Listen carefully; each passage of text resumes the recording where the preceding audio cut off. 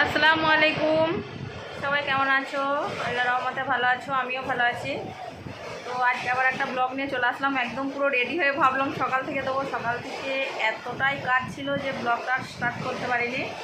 তো এখন বিকাল হয়ে গেছে, দেখো মানে বোনের বাড়ি যাব বলে পুরো রেডি হয়ে গেছি, বেরোবো। আর এত জোরে বৃষ্টি এসে গেছে যে রেডি হয়েও আর বেরোতে পারিনি। কি জানি না কি হবে, এখন যেতে পারবো কি না জানি না। তো যদি যাই তো দেখাবো, যাচ্ছি, আর না যাওয়া হলে তো আর হবে না। দেখাচ্ছি, দাঁড়াও কেমন বৃষ্টি হচ্ছে।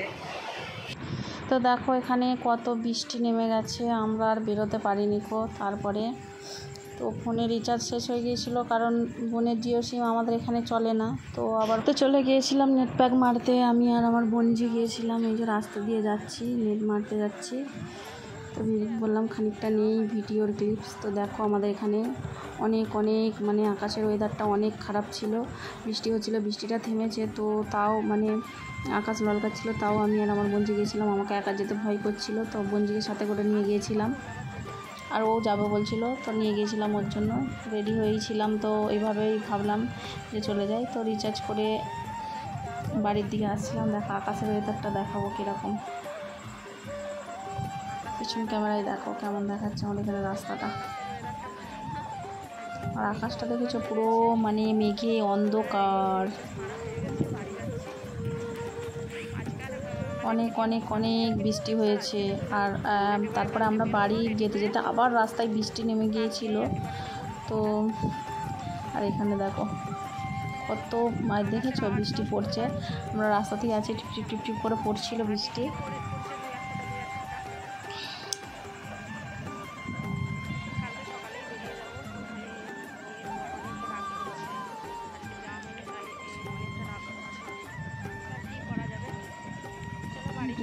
বৃষ্টি বর্ষার দিনে বৃষ্টিটা বাড়ি এসে দেখি বোন রাত্রে খিচুড়ি রান্না করেছে। তো একেবারে খিচুড়িটা নিয়েই বসে গেলাম, খিচুড়ি খাওয়া দাওয়া করে রাত্রে শুয়ে পড়েছিলাম।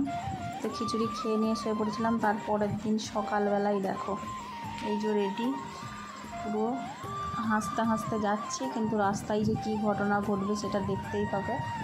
পুরো দেখো হাসতে হাসতে বেরালাম, আর রাস্তায় কী বিপদ। তো তারপরে আমরা ওখান থেকে টোটো পেলাম, টোটো ধরে নিলাম। টেকার চলে, টেকারের খুব সমস্যা, একটাই টেকার চলছে। তো টোটো পেলাম, টোটোটা ধরেছিলাম। এই যে দেখো এই টোটোটাই, তো এই টোটো করে চলে যাচ্ছে। এটা পুরো আমাদের এখানটা নদীর ধার দিয়ে যে রাস্তাটা চলে গেছে, এই যে নদীর ধারে খানিকটা ভিডিও নিয়েছিলাম। এখানটা বেশ ভালো লাগছে, আর নদীটা অনেকটা মানে নদীর পানিটা অনেকটা বেড়েছে। এখানে দেখা যাচ্ছে, দেখো পুরো নদী একানা থেকে ওকানা হয়ে গেছে। বৃষ্টিতে তো চলো একেবারে জামালপুরে গিয়ে দেখা হবে। আর আমি ভিডিও করিনি পড়ে যাওয়ার পরে। তো এই যে জামালপুরে চলে এসেছি, পড়ে যাওয়ার পরে আমি আর ভিডিও করিনি রাস্তায়। একেবারে জামালপুরে এসে জামালপুর ব্রিজটা পার হচ্ছি। জামালপুর ব্রিজ পার হয়ে গিয়ে আবার ওই দিক থেকে টেকার মতো টোটো বাস এই দিকটা সবেরই সুবিধা চলে। আর এই যে এখানে ওই যে দামোদর নদীটা দেখো পুরো পানি, কানা থেকে ওখানা একদম পুরো। তো আমরা প্রায় চলেই এসেছি। আর আমার পড়ে যাওয়ার আর এতগুলো টোটোতে লোক ছিলাম, কারোর সেরকম আঘাত হয়নি, আঘাতটা আমারই হয়েছে বেশি। আল্লাহ যে আমার কপালে কি লিখে রেখেছে, সবসময় বিপদ আর বিপদ। তো দেখো জামালপুরে চলে এসেছি। আর এই যে এখানে যে বাস স্ট্যান্ডটা, তো একটা বাস ছেড়ে দিয়েছিলাম, তারপরে বাসটা আমরা গিয়েছিলাম। আমার অনেক মাথা ঘুরছিল, তো এই যে দেখো মাথা ঘুরছিল, বসে রয়েছে। আর এই যে চোখটা দেখেছো কত ফুলে গেছে, পুরো ফুলে গিয়েছিল। সাথে সাথে তাও বোন পানি দিয়ে দিয়েছিল। তারপরে এখানে এসে বরফ পানি দিয়েছিল, আর মাথাতে লেগেছিল, শুধু বমি হচ্ছিল, আর কেমন একটা অস্বস্তি মতন হচ্ছিল। তারপরে আমরা ওখান থেকে বাস পেয়েছি। এই যে বাসেতেও আমি ওই বরফ পানি দিয়ে বসেছিলাম, যন্ত্রণা হচ্ছিল বলে। এই যে বাসে করে একেবারে চলে যাচ্ছি। তো এখান থেকে প্রায় আমার বোনেদের, এই যে আমার বোনের বাড়ির সামনে চলে এসেছি। আর এইটা আমার বোনেদের জমি, ধান লাগিয়েছে।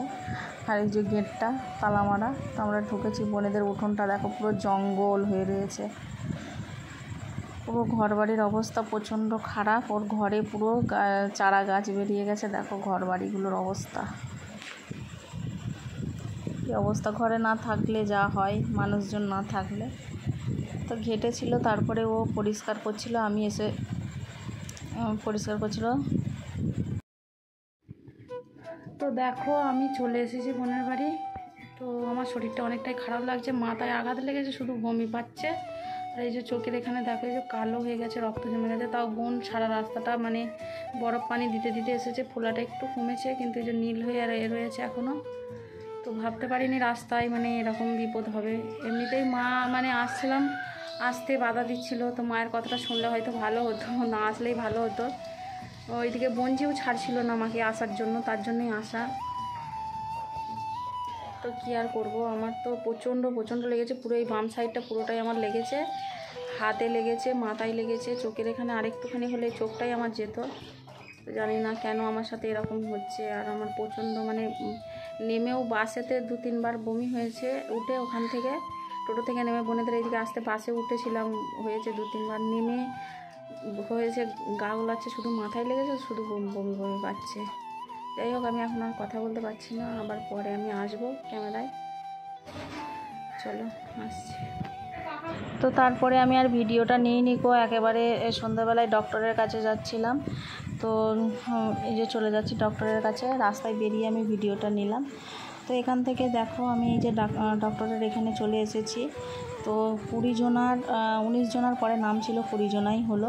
তো দেখো এই যে এই ওষুধগুলো আমাকে দিয়েছে, 5 দিনের ওষুধ দিয়েছে, আর এই যে এই মলমটা লাগাতে দিয়েছে। আর বলেছে প্রত্যেক দিন মানে ওই চোখের কোণগুলোতে যেখানটায় লেগেছে, চোখে, হাতে, মাথায়, যেখানে লেগেছে, তো বললো যে বরফ দেবে ওখানটায়।